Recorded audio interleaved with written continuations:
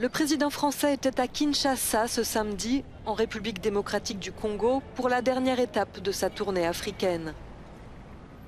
Il a rencontré son homologue, Félix Tshisekedi, et évoqué notamment la guerre au Nord Kivu. La région congolaise, très riche en minerais, est ravagée par la guerre. L'Union européenne annonce une aide de 47 millions d'euros et un pont aérien vers Goma. L'UE est prête à mobiliser tous les moyens nécessaires pour soutenir les travailleurs humanitaires, y compris la logistique et l'aérien, afin de répondre aux besoins de la population, a déclaré le commissaire chargé de la gestion des crises.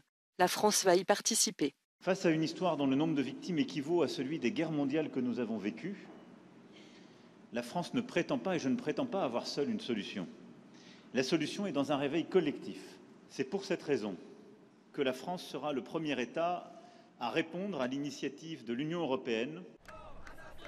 Alors que le président français voulait renouer les liens avec Kinshasa, la visite d'Emmanuel Macron a été contestée par quelques manifestants. Avec des drapeaux russes dans la main, ils en appelaient à l'aide de M. Poutine.